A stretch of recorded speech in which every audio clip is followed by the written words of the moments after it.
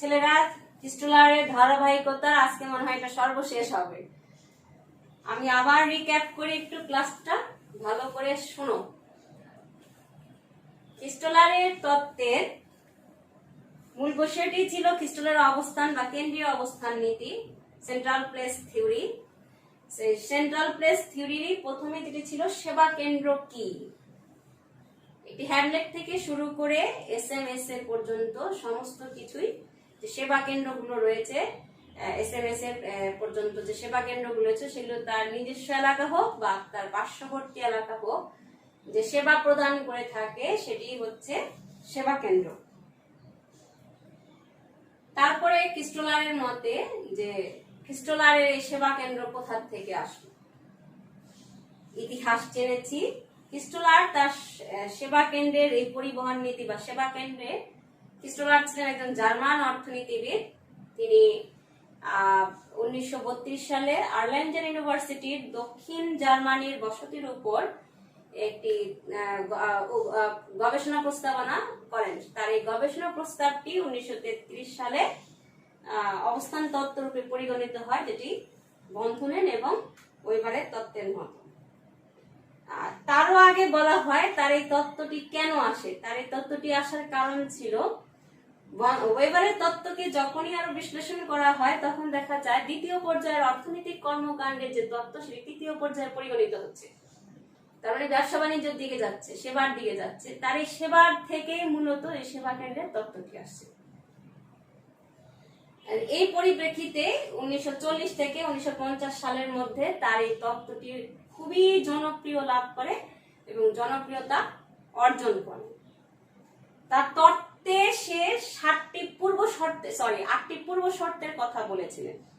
এর মধ্যে কয়েকটি উল্লেখযোগ্য হচ্ছে সমবন্টন, সম্পদের সমবন্টন, সম ভূপ্রাকৃতিক সম্পন্ন এলাকা, মানুষের ক্রয় ক্ষমতা সমান হবে, পদ সংযোগ থাকতে হবে একটি পদের সাথে আরেকটি জনপদের, তারপরে ভূমির উৎপাদন ব্যবস্থাও সমান থাকতে হবে, সর্বোচ্চ কম দূরত্বের মাধ্যমে ক্রয় করতে হবে।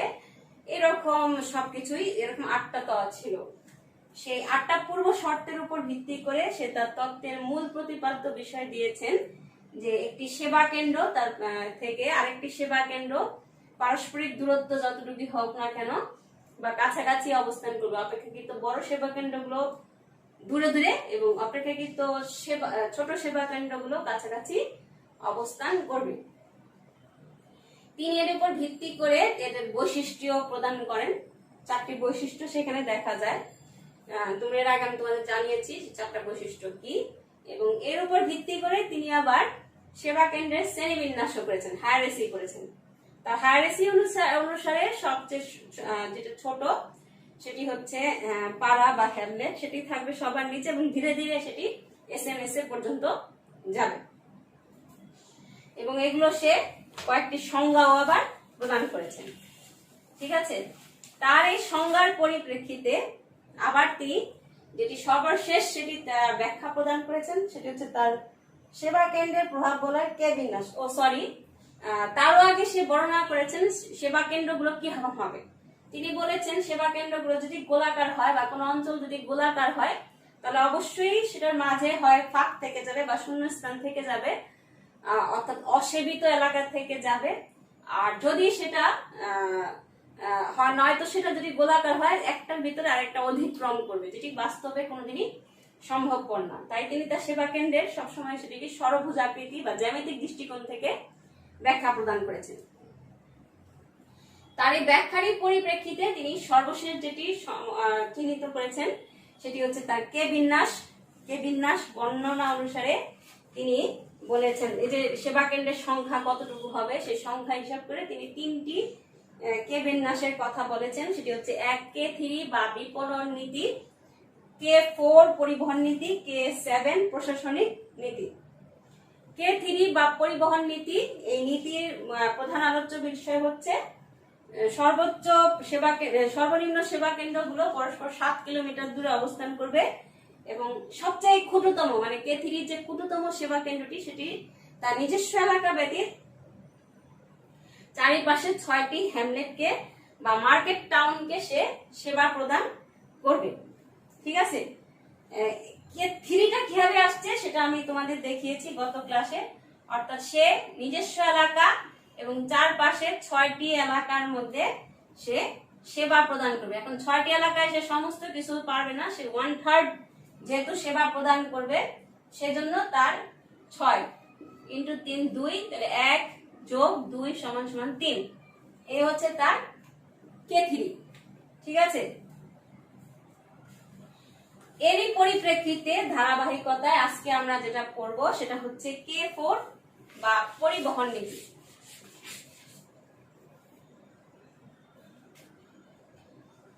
এটি 2 নাম্বার, K4 বা পরিবহন।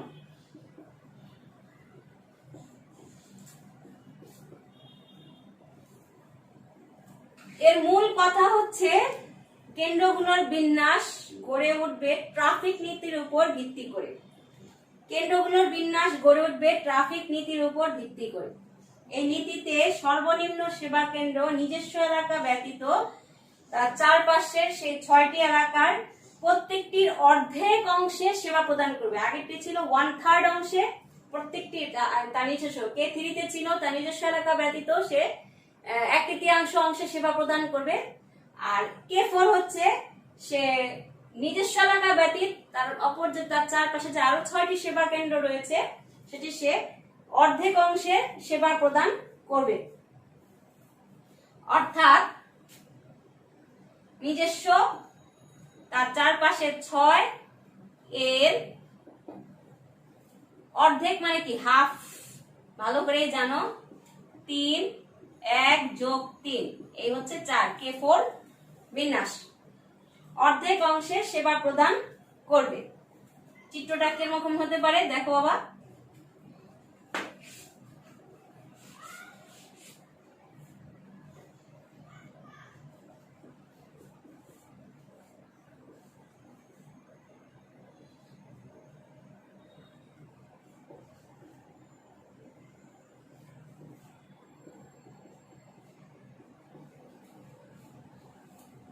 আমরা আঁকি ছোট করে চিত্রটাকে।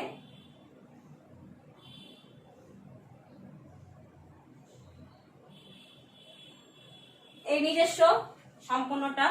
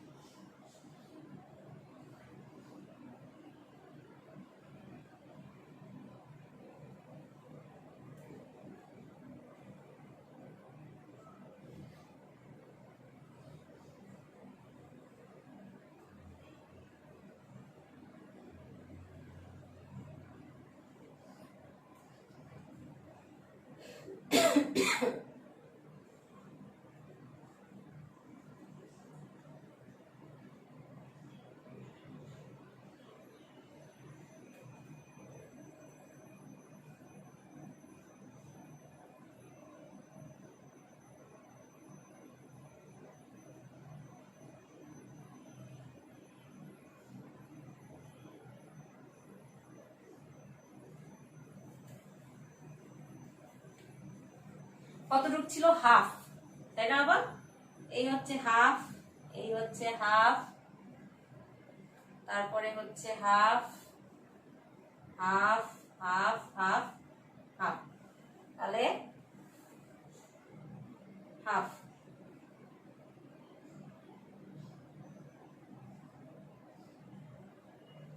তাহলে এটা হচ্ছে হাফ।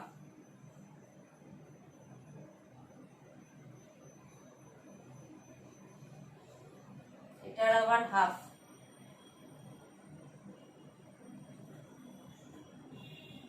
এটার হাফ।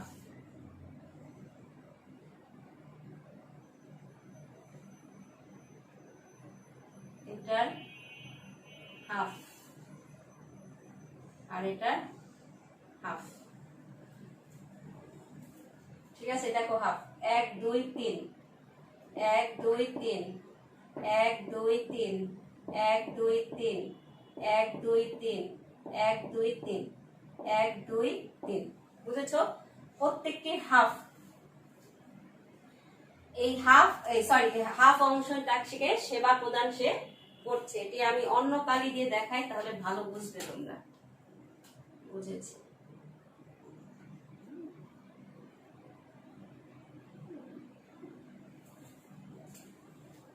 এই দেখো, সবুজে কি বোঝা যাবে না লালে বোঝা যাবে না, লাল দিয়ে দিই। এই হাফ, এই হাফ, এই হাফ, ঠিক আছে। এই হাফ, এই হচ্ছে হাফ, আর এই হচ্ছে, দেখো ভালো করে আরেকটি ষড়ভুজ হয়েছে। 1 2 3 4 5 6। এই নীতি অনুসরণ করে প্রত্যেকটি সেবা কেন্দ্র পরবর্তী স্তরে সেবা কেন্দ্রের অংশ নিয়ে গড়ে উঠবে আবার নতুন আরেকটি প্রভাব বলে বা নতুন আরেকটি ষড়ভুজ। এই নীতি অনুসরণ করে প্রথম স্তরে জনপদের সংখ্যা হবে, যেটি আমরা তখন অঙ্ক করে দেখেছিলাম। প্রথম স্তরে এই নীতি অনুসরণ করে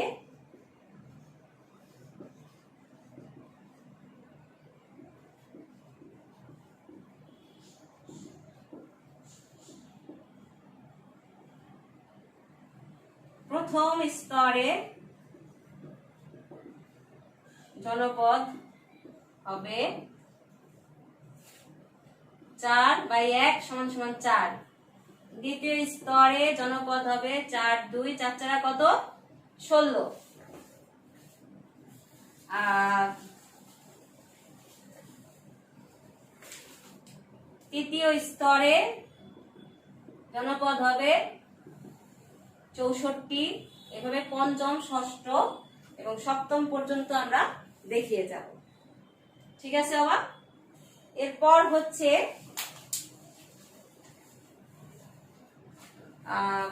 K7 নীতি।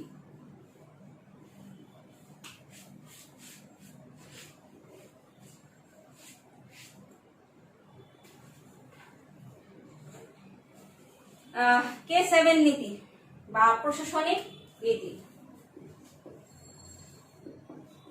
প্রশাসন মানেই বুঝো সেটা আরেকটু বড়।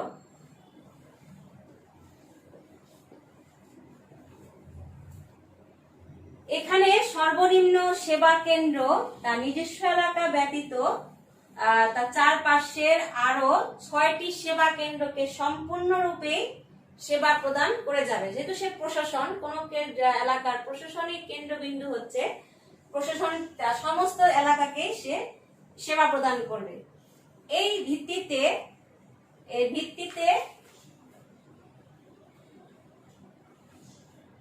দেখো, যদি তার নিজস্ব এলাকা হচ্ছে 1 6 গুণ 1 1 যোগ 6 সমান 60টি স্তরকে, মানে 60টি সেবা কেন্দ্রে সে সমান সুযোগ দিয়ে কি করবে, প্রশাসনিক সেবা গ্রহণ করবে। এভাবে K7 এর যে চিত্র সেটি দেখো কি রকম হবে।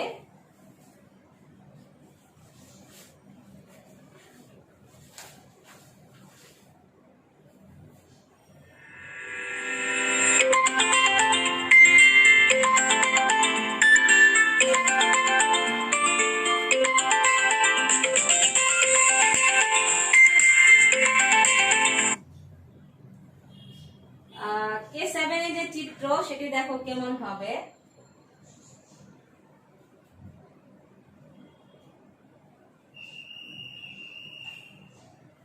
ধরো এটি একটি তার সেবা কেন্দ্র।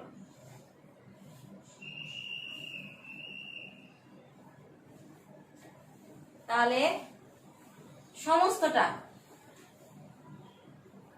সমস্ত ধরি, এটি সম্পূর্ণ, এটির মধ্যে সম্পূর্ণ,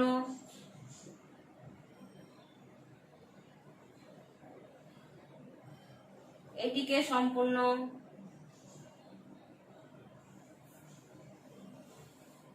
এটিকেও সে সম্পূর্ণ সেবা দিবে, এটিকেও সে সম্পূর্ণ সেবা দিবে, এটিকেও সে সম্পূর্ণ সেবা দিবে।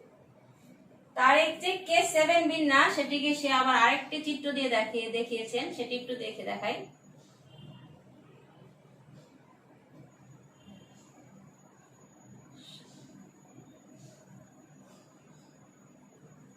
ঠিক একইভাবে আবার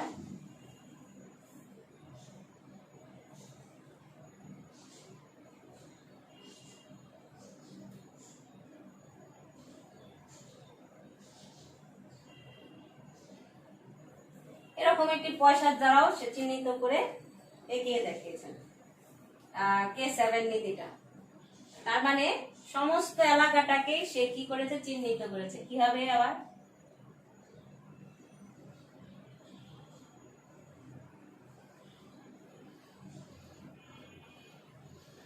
এই সমস্ত এলাকাটাকে সে সেবা প্রদান করে যাচ্ছে। তার এই নীতি অনুসরণ করে প্রথম স্তরে জনপদের সংখ্যা হবে সেই একই রকম,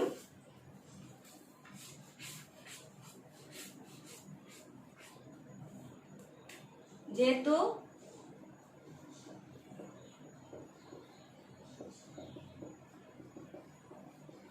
তাহলে প্রথম স্তরে জনপদের সংখ্যা হবে 7, দ্বিতীয় স্তরে 49, তৃতীয় স্তরে 343, চতুর্থ স্তরে 2401 এবং পঞ্চম স্তরে 16807। এইভাবে সে সেবা প্রদান করে যাচ্ছে।